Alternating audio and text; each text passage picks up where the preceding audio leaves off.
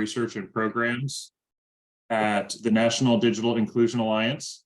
You're going to hear a lot more about us and our work and digital inclusion in general in just a moment from a couple of my colleagues. So I'm not going to get into that. I just want to give a very quick welcome to all of y'all from around Summit County, and thank you for being here for the webinar. And I particularly want to say thank you to the Summit County staff and Summit Connects for convening us all and getting started on this countywide digital inclusion strategy, which you'll hear a little bit more about specifically at the end of the webinar.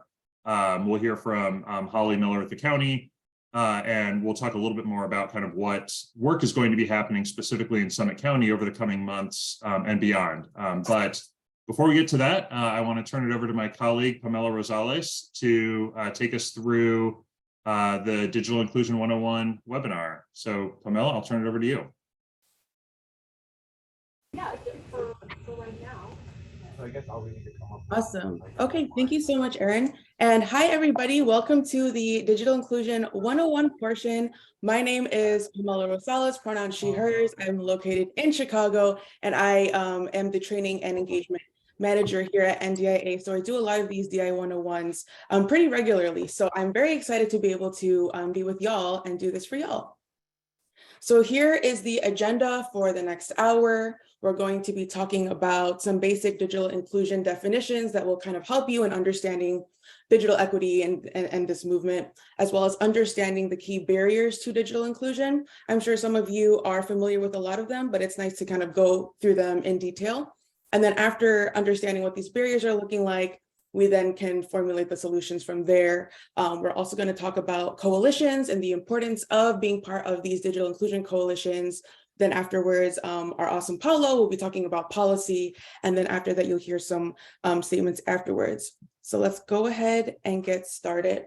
So here are some important terms, and sometimes they get used interchangeably, but they do mean specific things.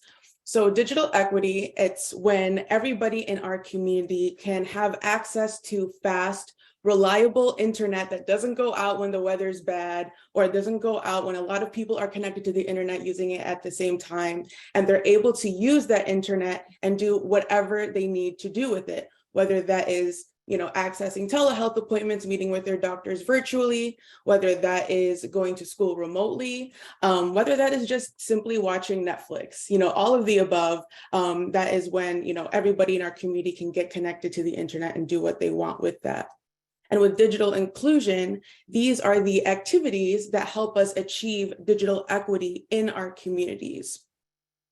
So what does that look like? That looks like activities such as affordable programs that offer affordable home broadband to their communities, programs that provide appropriate devices to their communities, programs that provide digital literacy trainings, such as teaching their community members, how to navigate their devices, how to search the internet safely and get the information that they want safely, and also ability to provide tech support and teach them about useful applications. All right. So why do we use the term digital equity as opposed to just digital equality? And I'm sure you've all seen some type of version of this picture, right? Where equality is on the left side. And if you look at equity on the right side, there's still the same amount of books that exist in both pictures. And we can look at these books as a metaphor to resources, and we can look at each individual as different community members, that the different types of pockets of community members that exist within our community, right? And so with equality on the left side, you are distributing these resources, but not necessarily looking at the individual and unique needs that each community member and community identities have. As opposed to the right side, you are distributing, you still have 6 books, but you're distributing them properly in a way that everybody can start at the same starting point. And with history and things like that, that doesn't necessarily mean that we're all going to start at the same starting point, but at least we can know what those unique barriers are to these community members and then distribute those resources properly. On the left side, does that really tall person need the same amount of books as the person who's not as tall? Not really, right? And so the same thing can be applied into digital equity. And so looking at your community members and seeing what those needs actually are. And that includes, do they need multilingual translators?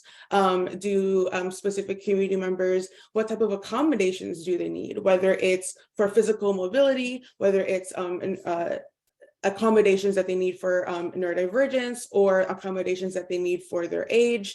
Same thing with transportation. Are these community programs, are they accessible to people who need them the most? Are they located in part of the city that is accessible for people who are low income or is accessible through public transportation? So with digital equity, in terms of equity, is really understanding what your community members really need so that you can utilize and distribute the resources properly. All right. And digital divide, this is the issue. This is why we are doing the work that we do. This is kind of the reason for it, right? It's those gaps between those who have affordable access, skills, and support to effectively engage online and those who do not. And so the digital divide, it's disproportionately affecting those who are already impacted by systemic inequity, such as racism, classism, ageism, and income inequality. All right, so here at NDIA, we love to use Jamboard. So if you've never used Jamboard before, Jamboard is a virtual whiteboard where we can put sticky notes and fun things like that. So I believe there is a link in the chat. Thank you, Erin. So you can go ahead and go there. If you've never used Jamboard before, here is just some instructions on the screen of how to add a sticky note. So you're going to go to the left module. There's going to be a fourth icon. Looks kind of like a little paper. If you click on that, you're able to type whatever you'd like on the sticky note, save, and that's how it gets posted. And you can put multiple sticky notes on there. So everybody, let's go ahead and go on Jamboard. If you're not able to access the Jamboard for whatever reason, feel free to put your answers in the chat, and then later on, I will be able to put those on the Jamboard. But some questions, a question I would like you all to reflect on is, what prevents people in your community from consistently connecting to the internet and using it effectively? And I'm going to give y'all some time to review that while I share that on my screen. So give me a second.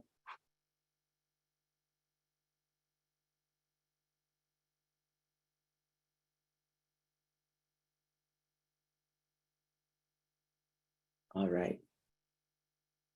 Oh, I see that somebody's writing it out. You can actually write it, use a sticky note by going on the left module. There's a fourth icon. You can click on that and then you'll be able to type it out. I'll give y'all some time. All right.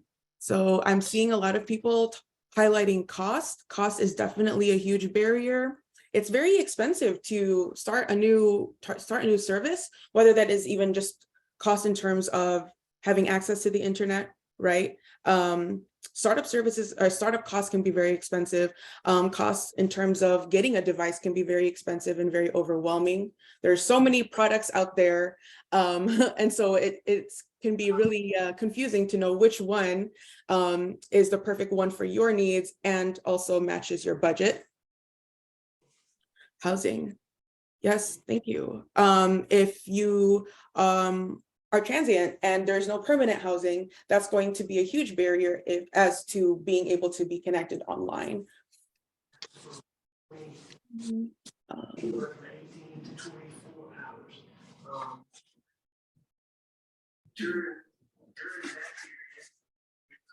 Give me a second. Okay. All right. One-on-one training opportunities. Yes, training opportunities are super important. And if they don't have access to, either a group training or a training that's more accessible to them. Some folks do prefer to have a one-on-one. They might be more comfortable with asking a trainer on one-on-one these questions when it comes to navigating their device or the internet, because there's a lot of shame and a lot of guilt that comes with not having the appropriate digital skills. A lot of folks have shared this with us. Our affiliates who work with veterans or who work with older populations, they say that a lot of the barrier that comes up for their students is that there is a lot of shame and guilt for not knowing, because they feel like they should have already known how to use the internet. And that's not, that shouldn't be the case, because technology and the internet is ever growing. It will forever grow, and everybody is always going to have to learn how to use it, right? iOS comes up with a updated software. Everybody has to learn all those new things that come with that, right? And so it's kind of like dispelling those myths there that come with that type of barrier of fear and shame. Cost of connectivity, yes, especially in rural communities, because the infrastructure might not be there. The cost of internet could be more expensive, and just because you're paying for higher internet, that doesn't necessarily mean that you're getting better internet. Sometimes it can be really confusing to advocate, call the internet service provider or talk to a representative of saying, hey, why is my bill increasing? What is going on? The customer representative might not know that there are programs out there like the Affordable Connectivity Program. Whether it is intentional or not, that information is not being told to the customer, and therefore that cost of internet might just feel super burdensome, because it can be, especially for low-income folks. That $5 to $10 increase can be a huge, it can be a determinant of whether or not they can afford it.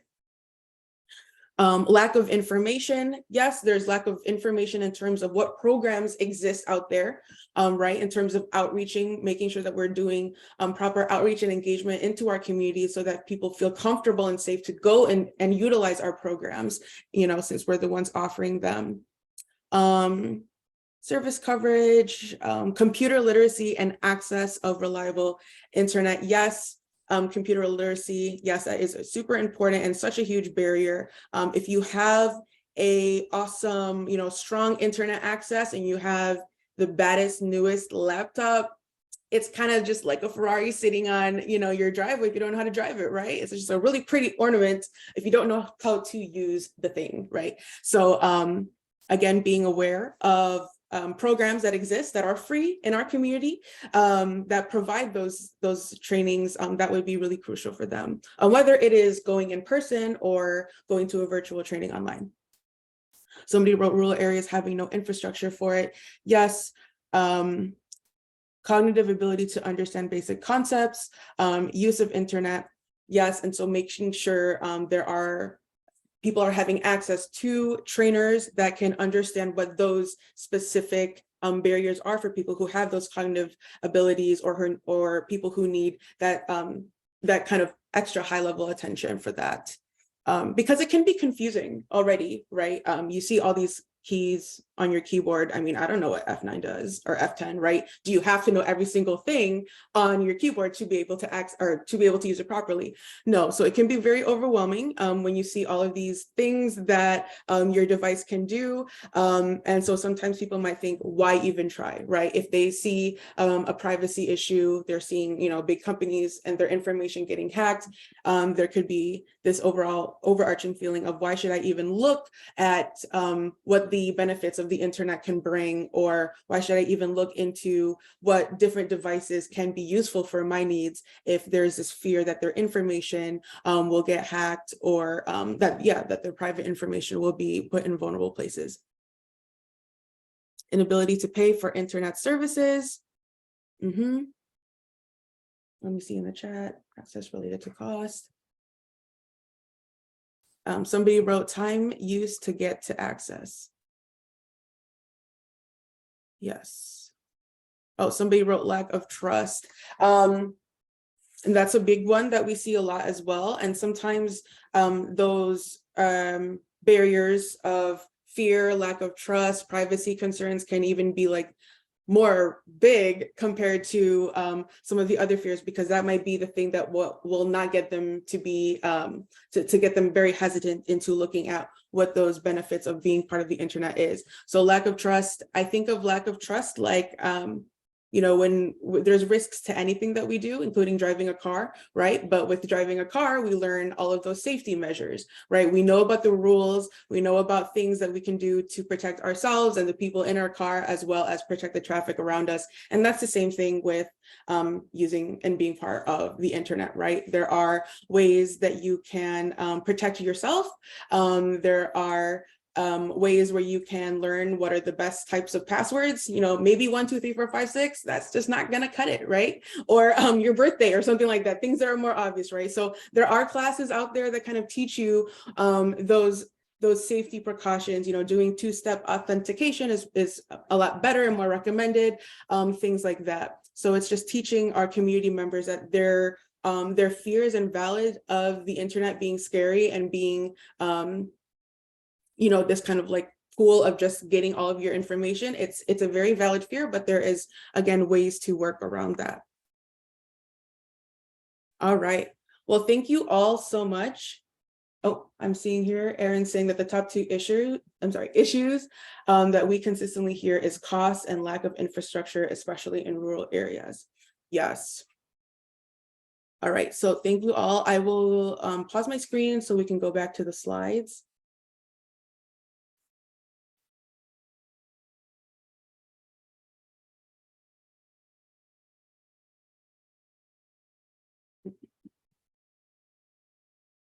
Okay, so here is a more detailed list of the different barriers, and we've discussed most of them. So with broadband, it being unaffordable, and then also unreliable service. So let's say when the weather is going out, then the internet connection, you know, it's not going to be sunny all the time.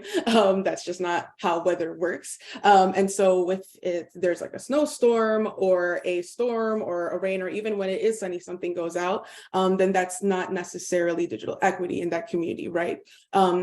Like what Erin had mentioned and what you all have mentioned, not having access or even infrastructure built into those rural areas. That's a huge barrier there, because you cannot even get access to the internet, whether it's slow.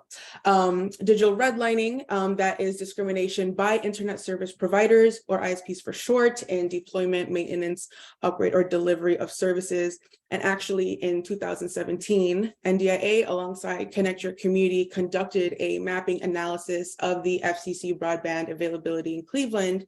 And we found that AT&T systemically discriminated against lower income Cleveland neighborhoods in its deployment of home internet and video technologies over the past decade. So digital redlining is a huge barrier as well.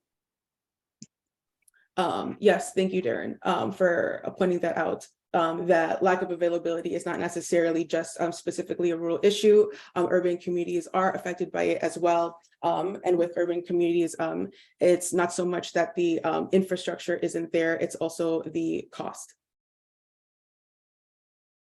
All right, for devices, another barrier for devices is that it's unaffordable, which was mentioned in the Jamboard activity. There are so many different devices out there, right? There are smartphones, there are tablets, laptops, computers. And so for somebody who's kind of getting new or starting off, we know what are their needs and which is the appropriate device for that. And then on top of that, you know, what is the one that's going to match their budget? And then another one is having outdated software. And so prior to working with NDAA, I was actually working in a domestic violence shelter, especially during the beginning of the pandemic. And so like everybody else in the pandemic, right, everything shifted to online, and everything, including their court hearings. And so while their court hearings shifted online, the dates didn't. And so we had to rush and figure out with our clients, you know, do you have access to a device? Do you have access to a laptop or a tablet or something with a camera on it so you can attend this court hearing? And if you did have, if they did have a laptop, okay, great. is it working? Number one. Number two, again, does it have a camera? Does it have, what can you use Zoom on it? Things like that. And so that was a huge fear, and that was a huge issue when it came to working there, of do they know how to, if they have Safari, or if they have Google Chrome, do they know how to use it? That's kind of transferring into the digital skills part. If the lawyer had given them a calendar invite, do they know how to access that? Do they know how to accept the calendar invite? Do they know how to right click? Like, all of these terms we kind of take for granted because we know them, we know how to use them. But for somebody who does not have those digital skills, or is kind of using their device but don't really know how to use it, those words can be very overwhelming, and it's not necessarily as what's the word, as a straightforward, right? If you've never used a mouse before, what does right click mean, right? Things like that. Also, not having access to a device at all, and then that kind of goes over what somebody wrote in the Jamboard of not knowing that there are programs and libraries and organizations out there where you can utilize devices for free, or you can attend their training classes, and then at the end you do get a type of device for free. So that not having access to a device and not knowing that there are programs out there that exist to help them with that. And then also device not matching the needs of the user.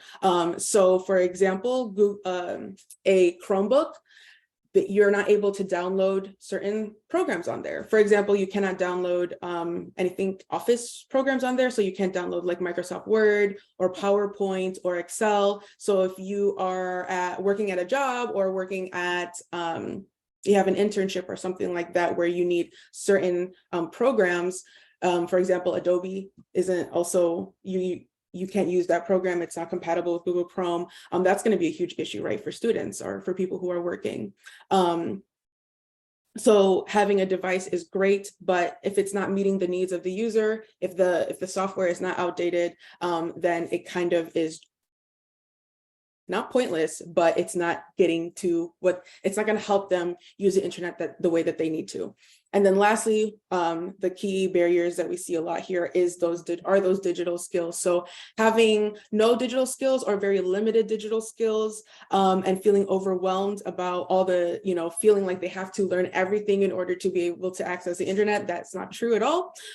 Trainings not being accessible, whether that is physically, whether the training program is not located for them in an easy way for them to access, or it's not held during the time that they are able to access them, whether they're going to access them virtually. Trainings can be inaccessible in terms of language. Perhaps the community speaks a different language and the trainers don't know how to communicate with them, like literally communicate with them, or even on a cultural sense, right? Even though we're all speaking English, that lived experience is not shared. Therefore, there could be a huge barrier there in terms of, can I ask this person, will this person understand what I'm referencing when I'm saying these things? And will they meet with me in terms of with empathy when I ask them these specific questions? And fear, shame, and privacy concerns that we had talked about earlier as well. All right, so because we've identified these key barriers, we can then look at the solution. And this by no means is the only solutions available to bridging that digital divide, but this is the one that we're seeing a lot. So it's access to affordable and reliable broadband, access to appropriate devices that matches the needs of the user, as well as access to digital literacy trainings. All right, so first we'll go over affordable and low-cost broadband. So what is broadband? Let's define that first. Broadband is when you have connectivity that is strong, and often that is wireline that comes into your home. And so the FCC, which is the Federal Communications Commissions, define the minimum standard for broadband speed to be 25 megabits per second for downloading and 3 megabits per second for uploading.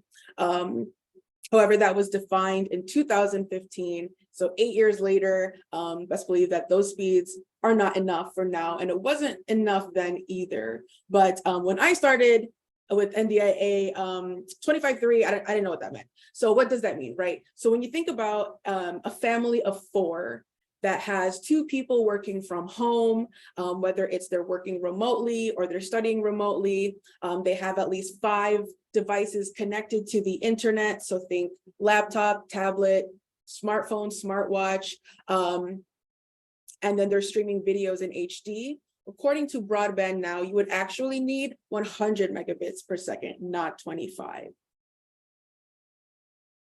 And another term for you is broadband adoption. So broadband adoption is daily access to the internet at high speeds, quality, and capacity necessary to accomplish the tasks that folks want and need with the digital skills that are necessary to participate online and on a personal device and secure, convenient network. All right, so over here at NDIA, we love to create useful toolkits and resources to help you. And I encourage you all to use this toolkit because it's free and low cost. So this is our free and low cost internet plans page, and it was designed to help digital inclusion practitioners like yourselves who can give guidance to community members and clients on plans that are either ACP only plans, low cost internet plans that have eligibility requirements, as well as low cost internet plans that do not have eligibility requirements. All right. So the second key solution is the affordable and appropriate devices. So here is a chart that we have created. We'll be sending a link with different resources on there, and we had actually partnered with the Institute for Local Self-Reliance and AARP in developing a PDF that has a very more exhaustive and extensive pros and cons list of the different devices. In that PDF, they also include a desktop version, but right now we're only going to be talking about the 3 devices that are really popular in terms of smartphone, tablet, and a laptop. So let's kind of go over the pros and cons of each one. And so the first one is a smartphone, right? We all know a smartphone. She's cute, she's compact, easy to carry around. In order to charge it, you just need an outlet and a USB. So that's very easy to charge. There are multiple connection options. It's a long battery life, kind of depending on how you use it, right? Scrolling on TikTok might drain your battery a little bit, but it does not replace a laptop, and it is not sufficient for a student to use only to learn, right? Another one is the tablet. So the tablet, it's great for accessibility. You have a bigger screen compared to a smartphone. What's also great is that the keyboard, you're able to change it and use it, use different languages with the keyboard. It's bigger. So, again, for that mobility access, it's great. It does have a longer battery life. To charge a tablet as well, it's the same thing as a smartphone where you just kind of need that little plug-in with your USB cord. However, you can make cellular calls on it without a cellular data plan. And so that might be the issue that kind of catches people off guard, because if you're looking at a tablet, you might think, okay, that's like the best of both worlds, right? People are saying that a tablet can replace a laptop, and then you can see that you can FaceTime and make calls with people. So people might think, okay, let me purchase that tablet because that's going to be where I get the bang for most buck. But then they realize that actually you cannot make that call without that additional cellular plan on it. So it really is important for community members to be aware of what their needs are and the different functionalities and features of these different devices. And then lastly, we have a tablet. So this is mandatory for many jobs and applications. And like I said earlier, not all tablets are the same. If you have a Google Chrome, there's going to be some pros and cons for using a Chromebook versus using like HP, or if you are going to use a MacBook Pro, there's going to be different features there, and obviously ranging in different costs. So that's something that community members need to be aware of. Also, there's large storage, and that's really great, especially if you're working or if you're a college student. However, it is a shorter battery life compared to a tablet and a phone, and it is the least affordable option out of the 3. So when it comes to looking at the barriers, when it comes to devices and then working with clients, it is important for them to understand what unique features comes with these different devices, what their needs are, what they're trying to get out of using the internet, whether that is, oh, I just simply want to, use it for entertainment. I want to be able to Skype with my families overseas. I want to be able to go on WhatsApp whenever I want. I want to watch Netflix, and that's kind of the most that I want to do with it. Or I'm using it to because I'm a graphic designer. I'm going to college, things like that. Depending on what their needs are, then we can determine what is the best device for them. And so another resource that we have for you is our startup manual. And this is where you can learn more about how to build out a more long-term support for your digital inclusion program. For people who are looking at providing digital literacy trainings, there is a really useful checklist there on things to consider before starting a digital literacy program, such as where is it going to be located, what language will this training be in, is it going to be free, is it going to be virtual, is it going to be in person, things like that. You'll also be able to read about success stories and lessons from the field from other digital inclusion programs, as well as how to build out and make sure that it's long lasting. All right, and the last thing we're going to be talking about is those foundational skills. All right, so the Essential Digital Skills Framework, it's a framework that we recommend, the NDIA recommends, when breaking down the building blocks of digital skills. So for example, it's learning how to turn your device off and on. For example, if you have a smartphone, what button is going to silence it? What are all the buttons that are on this device? So how do you, turn on your phone, turn it off? How do you increase the volume? How do you decrease the volume? Being able to use the available controls. So how do you get back to the home screen? How do you edit your home screen? How do you go to the App Store and download and update those important apps on your phone?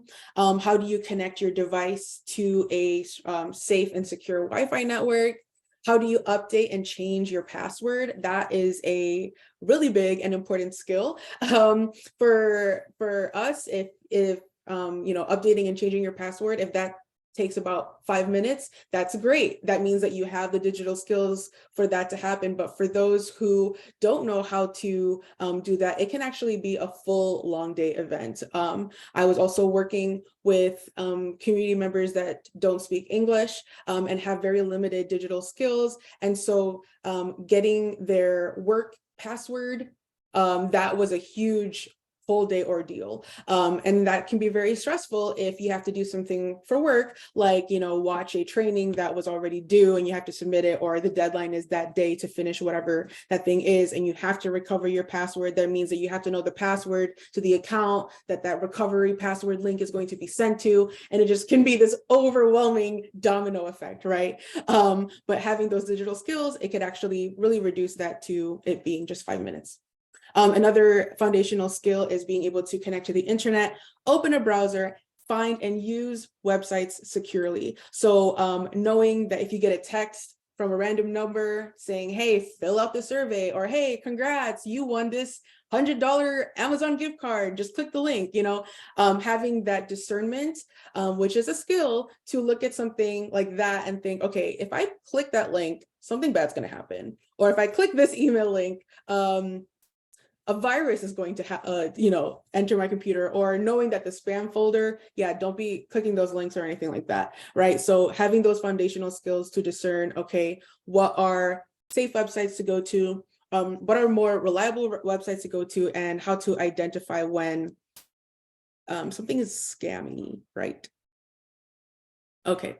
So a resource that we have is a blog post written by one of our program managers, Lo, on planning to build a new digital skills curriculum. And even if you're not planning on building a digital skills curriculum, this blog post is still very useful to you because it does provide resources on different digital skills frameworks. However, there is also a nice list that they have created and put together on different free online digital skills trainings and training programs. And there are features there that they highlight in terms of which online digital skill program is multilingual, what languages is available, if there are specific special features, as well as if there are facilitator support. So please utilize that if that is something that would be interesting for you.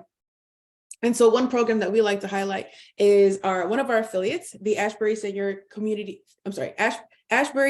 Computer Community Center, and they are located in Cleveland, and they help provide digital skills trainings to older adults. And so they have a digital aviator program, which you can see a picture in the right from the graduates in that program, where they provide basic computer skills, as well as teaching folks how to utilize the internet,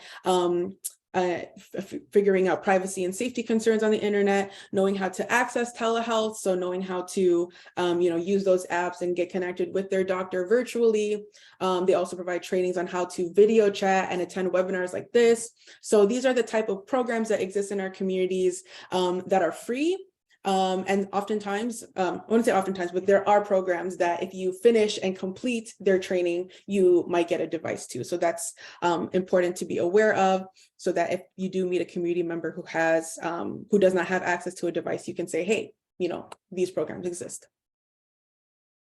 And then, of course, digital inclusion coalitions. So what are digital inclusion coalitions? They are a collective of organizations. They can help raise funding for digital inclusion programs. They could also help build awareness about the digital inequities that are impacting their community. So the image on the right are the digital inclusion coalitions that have registered themselves with NDIA. So you can see that there are multiple statewide coalitions, and then quite a lot of local coalitions. And so these coalitions, they're made up of a collective of community organizations, such as local governments, nonprofits, social services, civic organizations, and educational institutions, housing authorities, workforce development. And that's all of you, that's all of you. And so it's super important for y'all to be part of digital inclusion coalitions, because your experience with clients that are working on the ground is super valuable. It is important to have folks who are kind of looking more high level, but it's really great to have folks like you who know firsthand, working with clients, what the digital inequities and how they're showing up in our community members' lives, and those specific barriers, because that unique insight is really crucial, so that these digital inclusion coalitions can help, raise for funding, and then raise awareness for and help influence policy in their communities. All right, so one example here is the Franklin County Digital Equity Coalition. So they actually started at the beginning of the pandemic, and they now have over 35 organizational members, and their digital equity framework highlights implementation strategies for broadband affordability, device access, digital life skills, and community collaboration and advocacy in their county. And then also another really great resource that NDIA has created is our Digital Inclusion Coalition Guidebook. So this provides an in-depth look at successful models across different coalitions. So in there you get information on how coalitions are formed and how they are structured, what are some keys to successful coalition operations, and ways that coalitions adapt over time. And so that image there is a little sneak peek of what you would get in this coalition guidebook. So you're seeing the different stages of the coalition development process. So I would really recommend y'all to download that. You also get information there about racial equity and digital inclusion coalitions, how important that is to integrate that when you're developing them. And then also another important and great resource that NDIA has created is the Digital Inclusion Trailblazers. So this is a public inventory of local government initiatives that are promoting digital literacy and broadband access for underserved residences. And in 2022, we actually named the largest groups of digital inclusion trailblazers, which is 32. So you're looking at different categories. So does the local government, do they have a staff that is dedicated to digital inclusion work? Do they have a state digital equity plan? Is there a digital inclusion coalition there? Have they done a research or survey? Do they have funding dedicated to digital equity? And are they working towards affordable broadband? And then, all right, lastly is policy. I will pass it over to Paulo. Thanks, Pamela. Hi, everyone. Good morning. My name is Paulo Balboa, Senior Program Manager at NDIA. Before I dig into the policy section, I just want to say that it's amazing for me to see so many people showing up to this webinar this morning. And also, for me personally, it's great to see so many familiar faces in the room. But I'll talk a bit about policy and how it impacts the work of digital equity after that excellent overview by my coworker, Pamela. So a core tenet of our work at NDIA, focuses on influencing policy change at the local, state, and national level. While the NDIA staff internally has experience in backgrounds ranging from places like public libraries, city, regional, state governments, we can't do this in a vacuum. Our work is informed by talking with practitioners and experts, you in the room, to learn and create tools based on best practices, but then also communicating with policymakers to create these frameworks to bring digital equity to communities across the country. One such example of this policy change is something called the Infrastructure Investment and Jobs Act, which was passed in fall of 2021. I'm going to be focusing in on the top 3 bullet points, but there are 6 components of the Infrastructure Investment and Jobs Act, which that is a mouthful. So from now on, I'm going to be referring to it as IIJA. There's the Digital Equity Act, the Broadband Equity Access and Deployment Program, which I'll be referring to as BEAD, the Affordable Connectivity Program, I'll be referring to as ACP. And with ACP in particular, I think that is one of the components of the IIJA that I think most people in this room might have heard of before, but I want to make sure that we can discuss that towards the end here.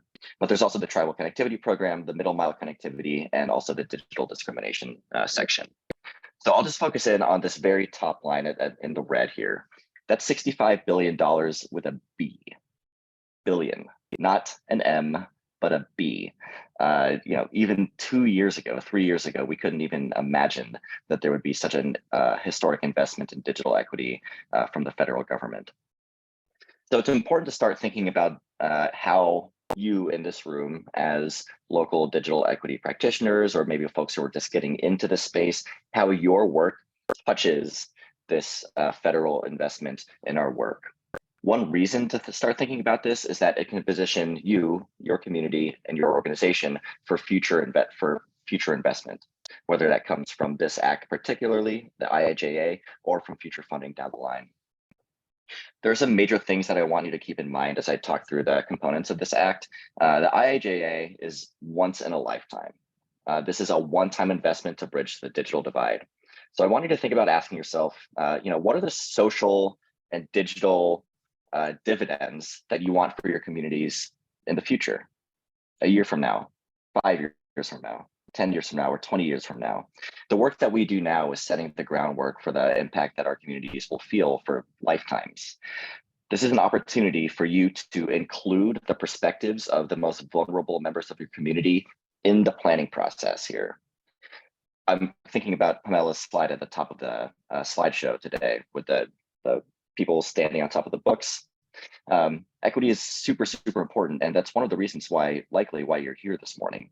Your work in some way touches vulnerable populations, and this IIJA Act is a way for you to impact their lives. Once again, I'll just say again, this money is a one-time investment. We haven't seen this money before, and we likely won't see an investment of this magnitude again. So again, we have to use these. We have to use our planning funds now to change the systems and think really, really intentionally about how we can impact our communities. So on the next slide, I'll focus in on the Digital Equity Act. And then on the slide after that, I'll dig into the particular components of the Digital Equity Act programs. So the Digital Equity Act is a component of the IIJA, an organization called the National Telecommunications and Information Administration, which is called NTIA, different from us, which as NDIA. I know that gets a little bit confusing.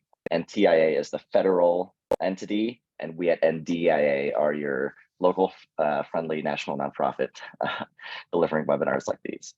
And TIA is responsible for administering the entire Digital Equity Act. The Digital Equity Act goes to states. So Ohio has received its funds. And right now, the state of Ohio is in this top section, the State Planning Grant Program. The State Planning Grant Program kicked off last week with the Ohio Digital Opportunity Summit. I saw most of you there, which was really awesome. But that planning process will wrap up in the fall. After that planning process, beginning probably in spring of 2023, Ohio will begin implementing that planning act with something called a State Capacity Grant Program. So after having written their plan for the next 5, 10, 20 years, Ohio is going to start distributing funds to organizations to begin implementing Digital Equity Act. The other component of the Digital Equity Act is this last the box at the bottom, which is called a competitive grant program. The competitive grant program is sort of like your direct line to the federal government. So while the state planning grant will be Ohio administering funds to organizations and entities, the competitive grant program is your way to connect directly with the federal government to apply for Digital Equity Act activities. And we expect that will open in late 2024. So on the next slide, I just want to focus a little bit more on the Digital Equity Act and what you should be thinking about now. Like I mentioned, the last week was the Ohio Digital Opportunity Summit. The administering entity in Ohio is the Ohio Broadband Office. So if you start getting emails from representatives from the Ohio Broadband Office in the next few weeks, months, just know that they are likely reaching out to you to learn more about your work and how it can influence the state planning. Ohio's approach is really interesting and I think really effective. The Ohio Broadband Office is taking a regional approach to writing their state digital equity plan. So your region, Summit County, is in the larger, what they're calling the Northeast region. Locally in the Northeast, the Cleveland Foundation is leading the regional planning effort. So again, you may be getting emails or getting some outreach from folks who are from the Cleveland Foundation and or the Ohio Broadband Office. Again, they'll be right now, they're creating that plan. So they want to learn, they will be reaching out to you to learn more about your work and how it can impact and influence the state digital equity plan. So I just want to give you a heads up that you may be, or may have already been receiving those types of emails. This timeline is a little bit outdated, I'm realizing. The bold section should be in the planning phase. So again, the planning grants will wrap up in fall of this year. Next spring, we expect that the capacity grants will open, and then fall of next year, we expect that the competitive grants will open up. So on the next slide, I'll just talk about a program that likely folks here have heard about before. Raise your hand or let me know in the chat if you have heard of the Affordable Connectivity Program. Yep, I see Julie. Hi, Julie. Yeah, so this is likely the program that folks have either heard of or maybe in some cases have been working with residents or your clients to get folks signed up for this. But just really quickly, the Affordable Connectivity Program is a component of that Infrastructure and Investment and Jobs Act. It's a $30 a month subsidy for eligible households. There are a number of eligibility requirements. So there's a number of ways that a household can qualify for this federal subsidy. But just in general, the eligibility requirements touches on historically underserved populations who more than likely rely on you or your organization for information about what the Affordable Connectivity Program is. Maybe in some cases, they may need some technical assistance with you or a representative from your organization to sign up for the ACP, because for those of you who did raise your hand and who are familiar with it, you likely know or have some firsthand experience about how tenuous the registration process can be. So those components that Pamela was describing earlier about digital skills, those are potential barriers for a household or an individual to sign up for ACP. So we want you to think about how you can get more residents enrolled in your community. This ACP program, again, is a one-time investment. The money is not an endless pot, and this money will run out as it stands right now. So we want to focus on how we can get more of these disconnected households signed up for the Affordable Connectivity Program.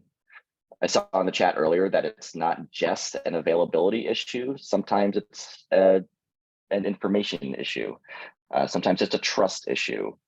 Sometimes it's just a lack of understanding about how the internet can affect the lives of a household or a community member. So you are that bridge. Your organization is that bridge between the federal government and policy and the communities that you're working with.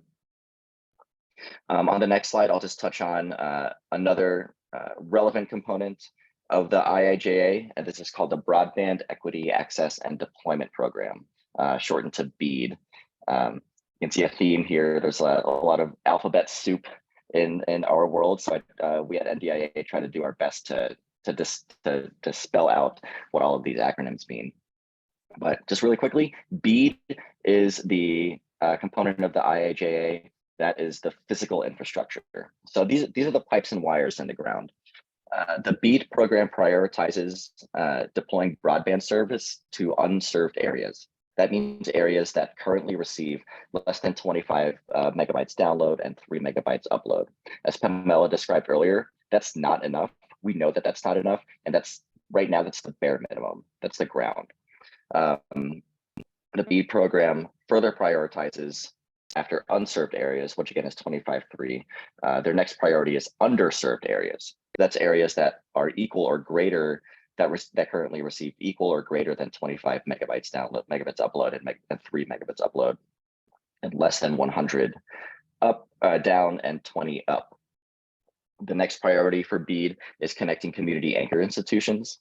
So I see a lot of libraries, schools on the meeting today. That's you. If your community anchor institution currently doesn't have gigabit service, 1 gig, then you are in line to receive an upgrade for your broadband. And finally, the last remaining piece priority of the BEAD program for any remaining funds is any eligible access programs that affect digital equity.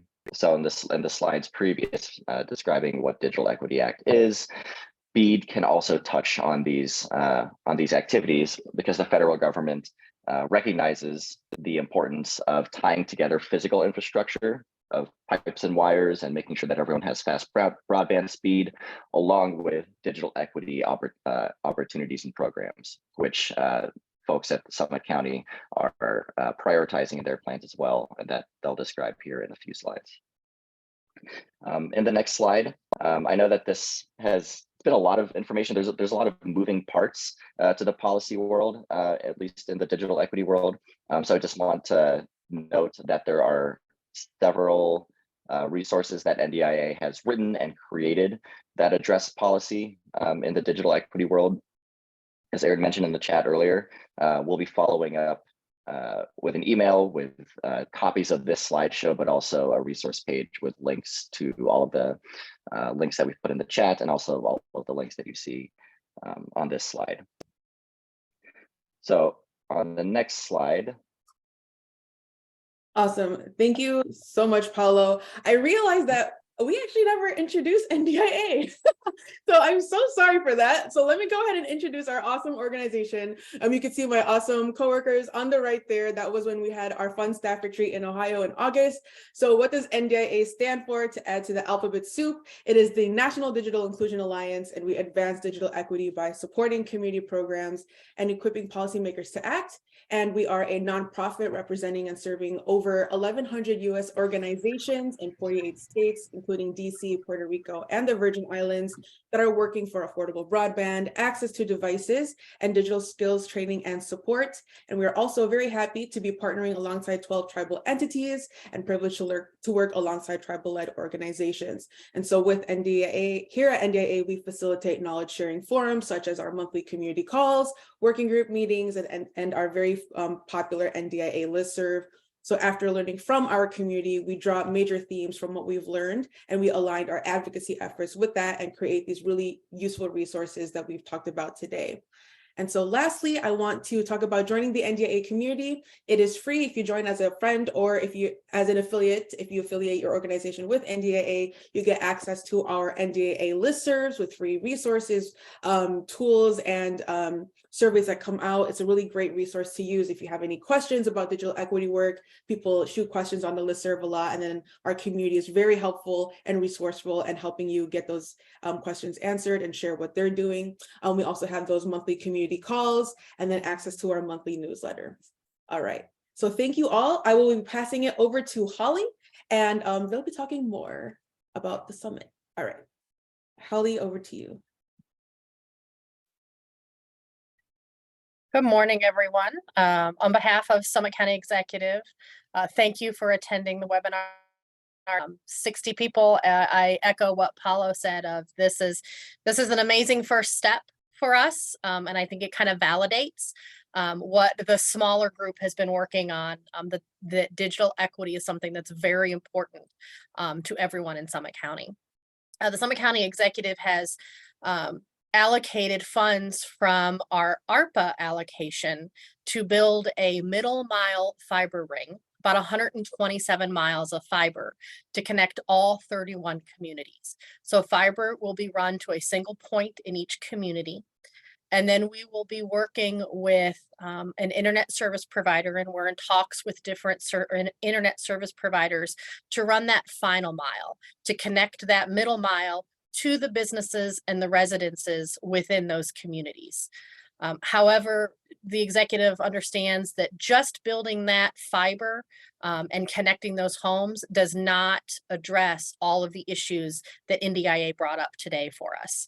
It does not address the equity and inclusion that we know the residences and Summit County businesses need. With that, we are going to have a steering committee that we have formed of 8 to 12 different community leaders that will really spend the next month and a half identifying what the county needs in order to move forward with the digital equity plan. From there, we will have and form one of those coalitions that the NDIA group talked about today. So we will be calling on some of you that are on this call today to join us in that coalition. What we don't want is for us to put together a digital inclusion and equity plan that sits on the shelf, that no one then pulls back off the shelf and actually implements in their communities. The executive understands that digital equity and inclusion is a real barrier for some of our citizens within Summit County. Digital discrimination is real, digital anxiety is real, and we as a county, we need to address those. And by having this task force and this coalition, we feel like this is the first step in addressing those. But again, it's not a static plan, it's an ever-changing plan so that we can move Summit County forward as we move the broadband forward.